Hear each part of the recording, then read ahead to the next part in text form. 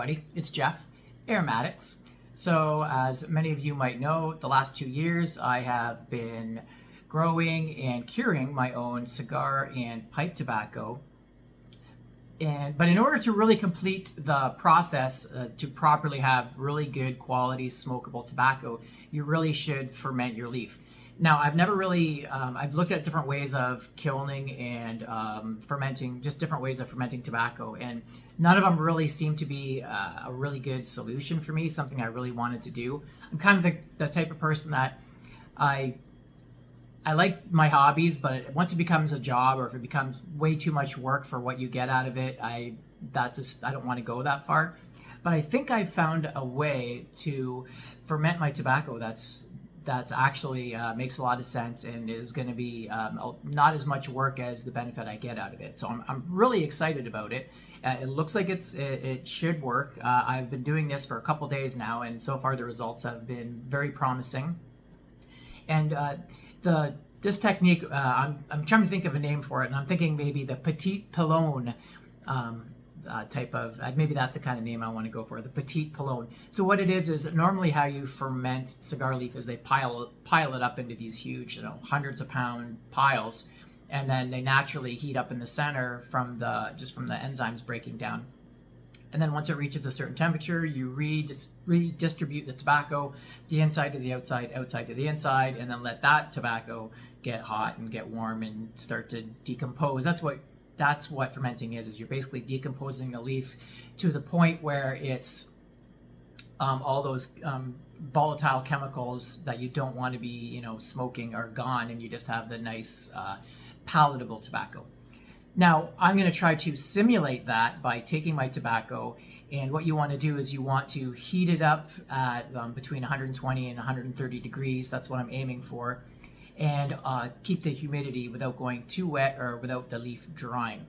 So what I'm going to show you right now is I've got some of my leaf. This stuff I've already been fermenting for the last couple of days. I probably got 20 hours of fermentation time, and I think you want to go for, I'm going to just monitor it week to week, but I'm guessing maybe in about 4 to 6 weeks it should be right where I want it. Maybe it's sooner, maybe later, I don't know, we'll see.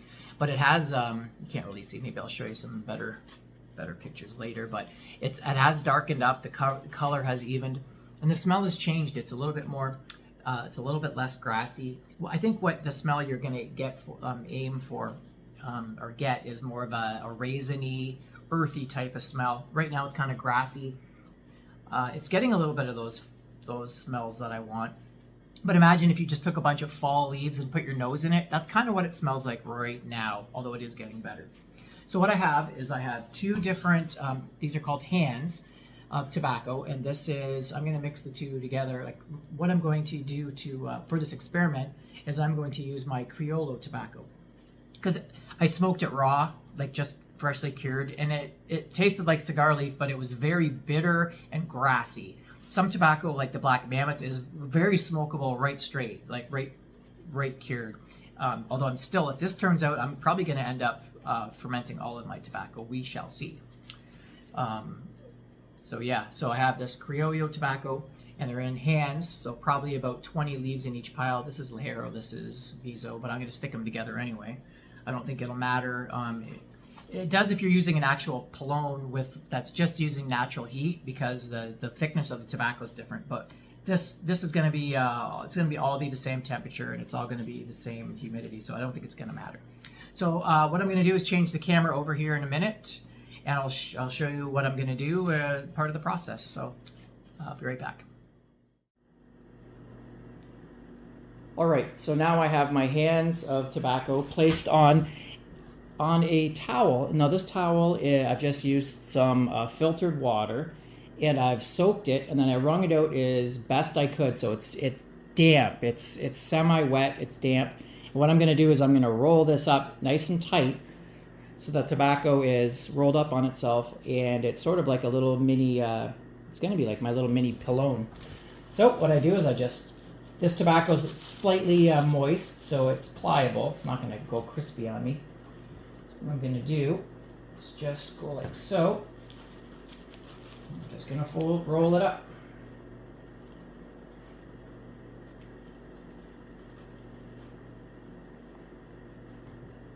You know what? Let's try something different. Let's try this. Let's try this. Yeah, so we're just a little bit. Yeah, there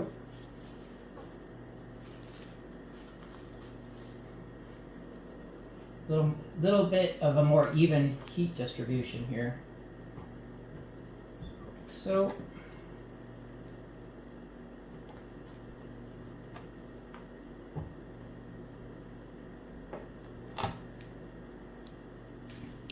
there we go. We got our nice little baby tobacco all wrapped up here. Now I'm gonna just probably put some elastics to keep this tight, and I'll show you my next what comes next. So stick around. All right, guys. So we're back. Now what I have here is my idea. Like what I'm trying to do is have this pot so that the internal temperature will be at a humidity of around 70%. And the temperature will be between 120 and 130 degrees.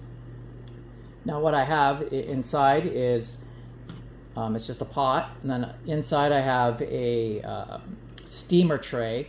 And so my idea is to have this little mini pylon to get the heat. What we want is that heat, but we don't want it touching the sides or the bottom. That way we're not going to be overheating, parts of the tobacco. It's going to be evenly heated at a nice 120 to 130 degrees and still stay moist.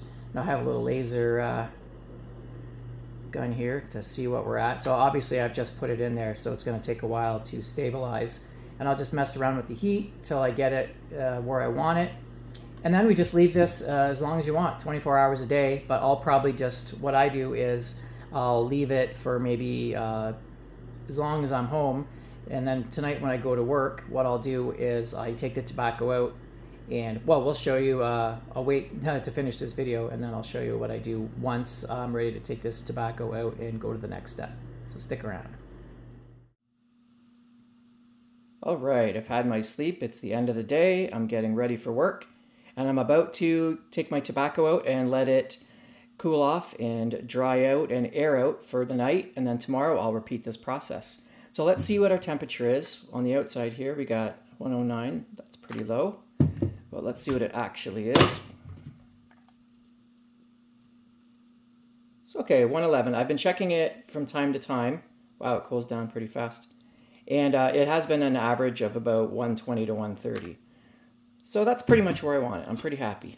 Yeah. Okay, so let's take this out. Right here, our little baby bundle here. Fun doing this with one hand. Christina's laughing at me. Okay, and this is perfect. It's not too wet. It's actually drying out a little bit. All right, so there we have our tobacco. Yeah, that's pretty moist.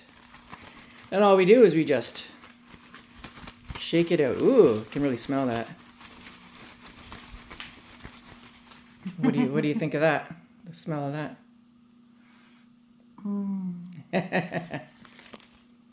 You can smell a bit of ammonia though. Like now it's coming out a little bit of like that cat pee. Little bit, no? I could kind of smell it a little bit. Okay, whoops. So here's our other leaf. So all I do is shake it out, get all that dampness, excuse me, get all that dampness out of there. And then we're just gonna lay it down on my table in the other room. And we're just gonna let it air out. And then once it's, excuse me, dry, we're just gonna put it back in the pot tomorrow when I wake up and let it start fermenting all over again. Oh, excuse me. So there you go. All right, so I'm going to finish this video up. Now I've been looking at my tobacco, and I'm thinking that especially this last cooking session I had today, I'm probably making the tobacco. I'm keeping it too moist because it feels really wet, and I'm noticing that the edges are curling, and then the tips are getting. Can't see it here, but the tips are getting really dark, and then the middle is still kind of bright. And so I don't want this to ferment too fast, and then you over ferment part of it and then under ferment the rest of it. So I'm guessing that I'm making the towel a little bit too wet. So what I'm going to do is I'm going to moisten the towel, but I'm going to let it dry so it's not near as moist. Because I'm just wanting to keep the tobacco from drying out. You want to have a little bit of moisture so that it can break down, but not as much as I'm doing. So I'm hoping that I don't wreck this batch of tobacco because it looks like it's getting a little bit wet, but so far it's still all intact. Because it looks really dark at the ends. Yeah, which is typical for a lot of tobacco, but at this rate, if it's only been like, 4 sessions, and there's probably going to be about like 40 sessions, it'll just be nothing left of it. So I'm really going to have to slow this process down.